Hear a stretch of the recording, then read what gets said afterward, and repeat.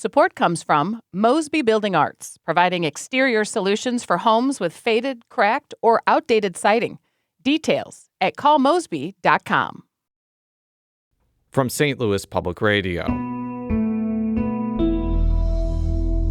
This is the Politically Speaking Hour on St. Louis on the Air. I'm Jason Rosenbaum.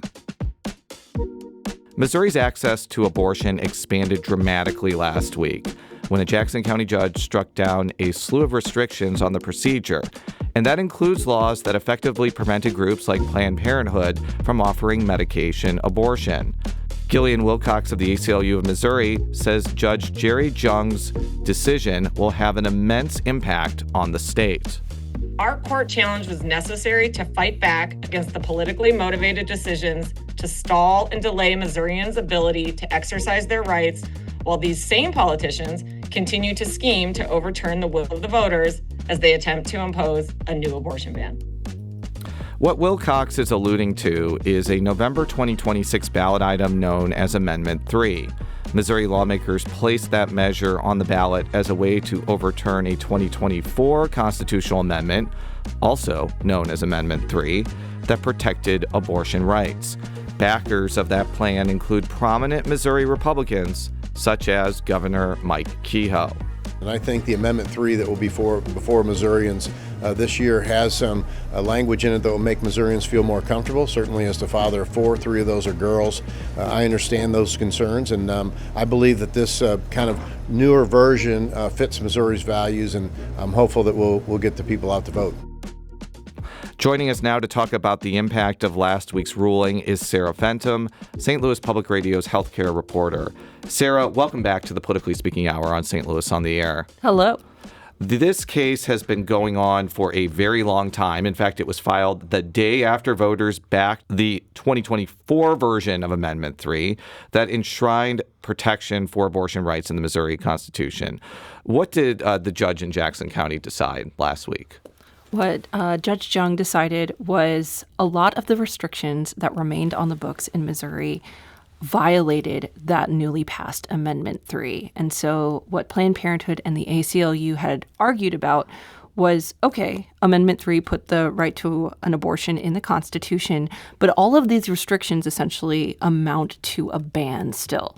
And so what they argued was restrictions such as a 72-hour waiting period, same physician requirements, a lot of rules governing staffing and construction of facilities. All of these things come together and basically make a ban. And so Judge Jung agreed with them, saying, yeah, and struck them down.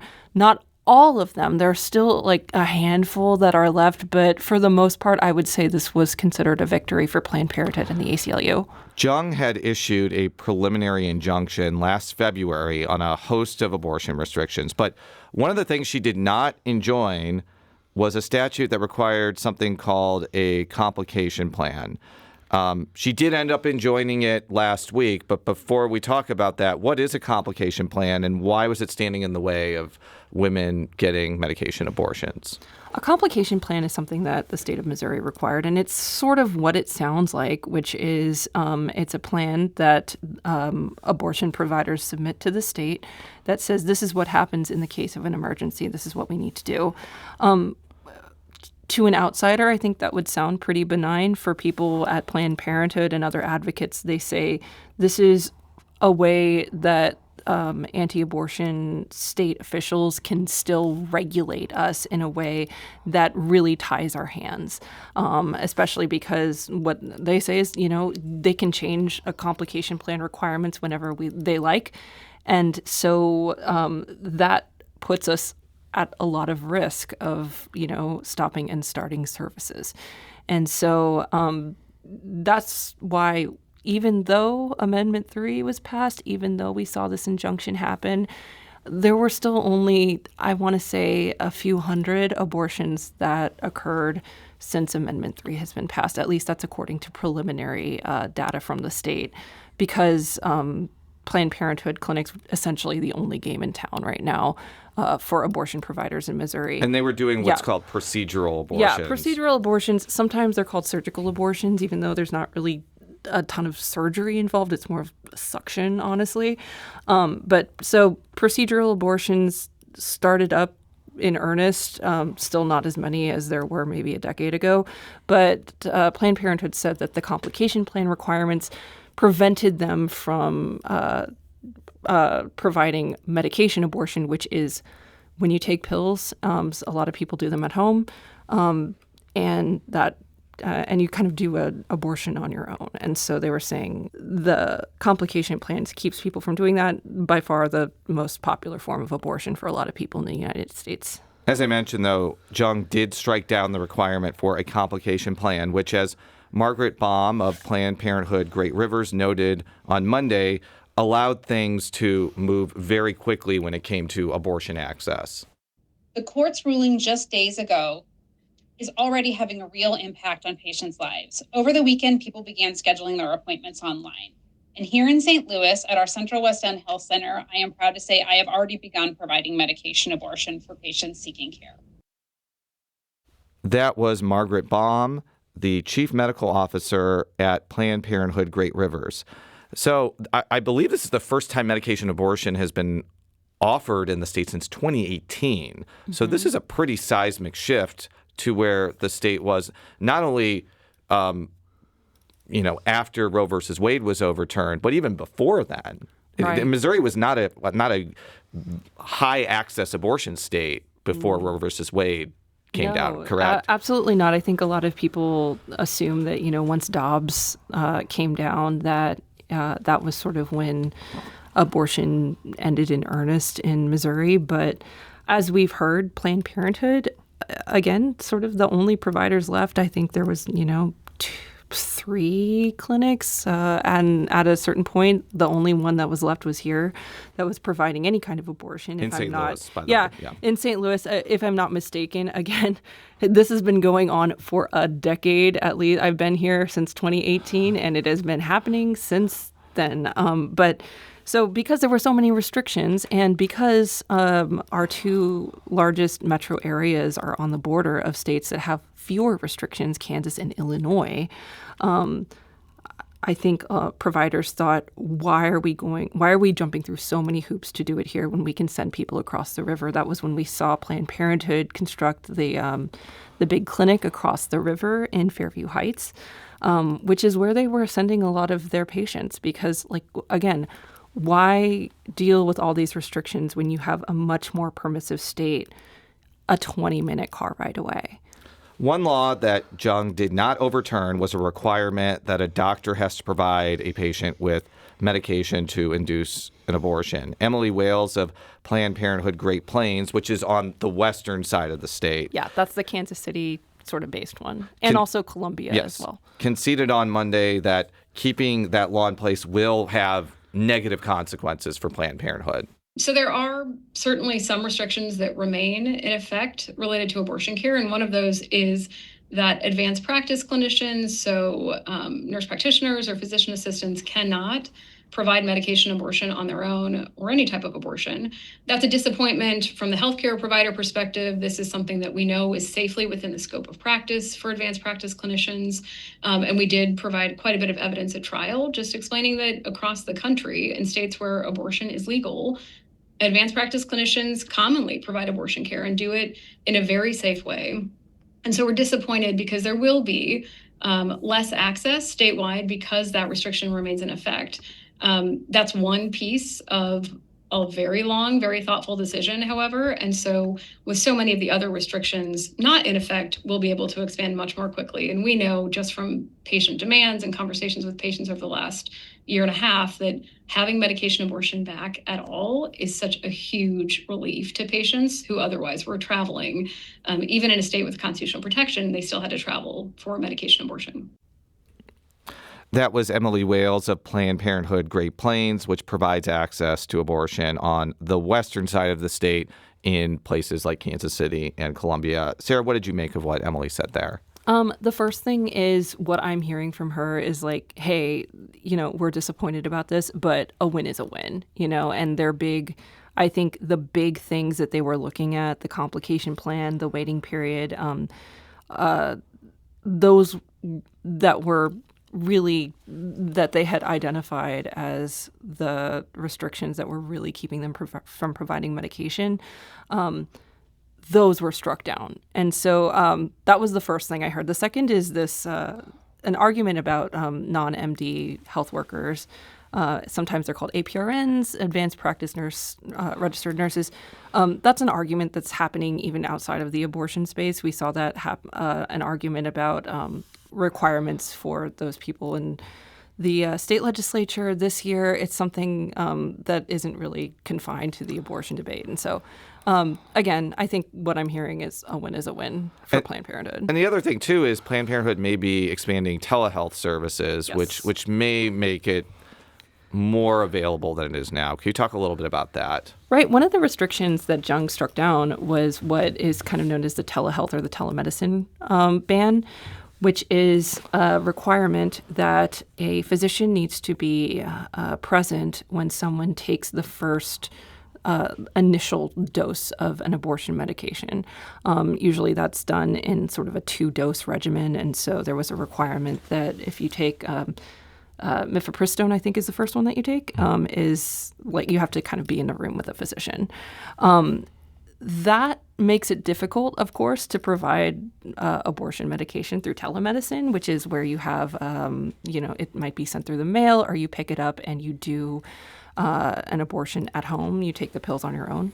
And so that was struck down, and that was a big deal. And I think what I've heard from Planned Parenthood affiliates in both Kansas City, Columbia, and here in St. Louis is that they want to start up telemedicine for abortion pretty quickly. I mean, they have to sort of, I don't know what sort of needs to happen for that to get ramped up, but it's something that both affiliates in the state have said that is in the cards. Can they not get those pills from out of state right now?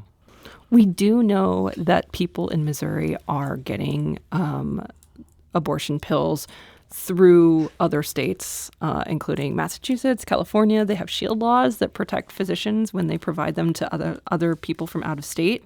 I did a story a couple of years ago that looks like more than 150 people a month are getting abortion pills from out of state. And so it's definitely something that we're seeing happening. And other reports show that that number is increasing as more people use these out-of-state providers. So this is going to get appealed, most likely all the way to the Missouri Supreme Court. But probably before this case is over, there's something else that is pretty pressing, and that is the 2026 version of Amendment 3. And to say they're vastly different would be an understatement because they're kind of opposites. Yes. And I think people might get confused. I don't know if that's the point of by the way, it the same thing. Or abortion rights proponents do not like calling the old Amendment 3 the 2024 version of Amendment 3. They like to call it like the Reproductive Freedom Amendment because they're both called Amendment 3. Yeah. But this would ban almost all abortions except for fetal abnormalities, life of the mother situations, and a 12-week window for women who are victims of rape or incest. I mean, it's pretty obvious the answer to this question, but that is like a polar opposite of where we are after this ruling, correct? I would say it's a polar opposite of where we are a week after this ruling. It's not really a polar opposite of the last decade or so in Missouri. And so what we have seen, at least what I have seen as a reporter who just like keeps on covering this consistently for a decade, is that you'll see one side get a win and then you'll see a court challenge or a ballot initiative and it'll get pulled to the other side. And so when it looks like a sea change, it's, it would definitely reverse what we have seen here in the last week because of this ruling when it comes to a sea change of what we've sort of seen as the landscape in Missouri. I think it's sort of status quo.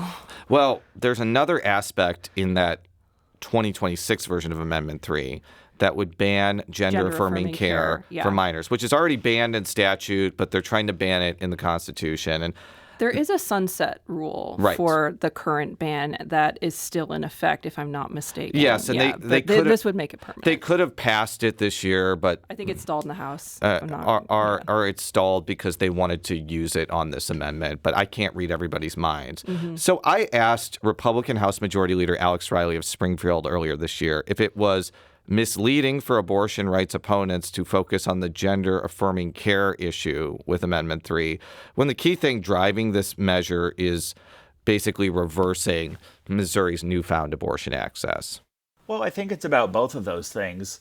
As we know, the sunset that is on our current laws that I would articulate are there to protect kids are set to expire here in a year or two. And while it's a priority for the House to get these bills done and that sunset eliminated so that the laws are permanently on the books, there's no guarantee that's going to happen this year. Because to your point, we have a major filibuster that we're going to have to deal with all session long. It's going to be a hard session to pass a lot of those types of big controversial things. So I think for us on this side of the issue, we're wanting to make sure that we have, I kind of consider it belts and suspenders. You have protections in place in the Constitution and hopefully in the statute books as well. So I think it is important for this new Amendment 3 to pass for both of those reasons, to have our laws go in a more pro-life direction, but to also protect kids. Sarah, what did you make of that clip? I think what I'm hearing is what I'm hearing a lot of proponents of, I don't know what we're calling it, new Amendment 3, the inclusion of the gender-affirming care. What I hear proponents say is that, yeah, these are both related because they're both technically, I guess, reproductive health related.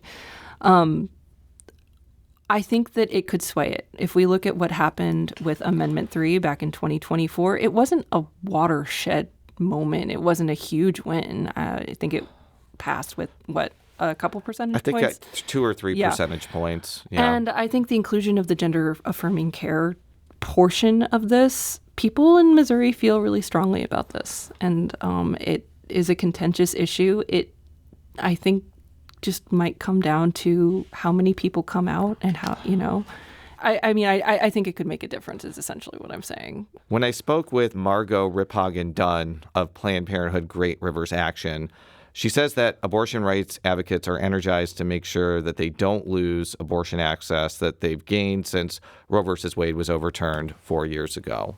We have already voted on this. We voted on this in 2024 with the Right to Reproductive Freedom Initiative. We are voting on this again, and what we hear over and over again on the doors is that folks are tired of this. They say, we've already voted for this. We want abortion access in our state. We are clear on this. Voters are clear that these are more gains coming out of Jefferson City and from our elected officials, and they're tired of it. So, in some ways, it does simplify the strategy because the conversations are organic and they are already happening. That was Margot Riphagen-Dunn of Planned Parenthood Great Rivers Action. Sarah, we are not predictors of the future. We don't know how Missourians are going to vote in November, but I expect a very close vote. I think anybody expecting a blowout doesn't understand this issue and how it affects Missourians. But it does seem that abortion rights proponents have an advantage in that they won in 2024 and they just have to win again. I wonder if the fact that it keeps swinging back and forth, I'm wondering how that could work in whose favor, essentially. Because I think a lot of people would think, oh, well, this is a settled thing. We voted on it already. And I don't know. I just think it comes down to sort of like who's going to come out more. I think the inclusion of the gender-affirming care provision is something to keep an eye on, though, definitely. Sarah Fentem is St. Louis Public Radio's health reporter and covered last week's decision expanding abortion access in Missouri. Sarah, thank you so much for being here today. Anytime.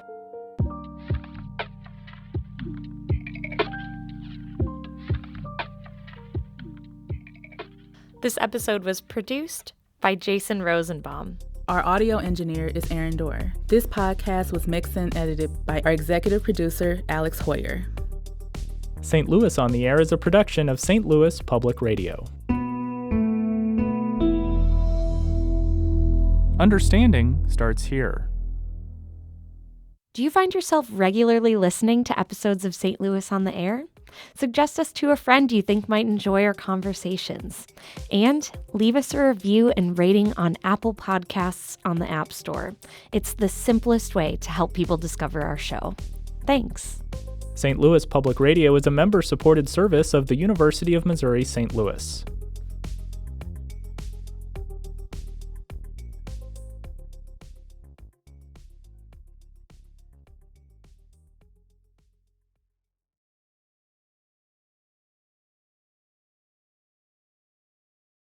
Hi, I'm Laura Hamden, and my colleague Jessica Rogan and I are your daily hosts of the Gateway newsletter.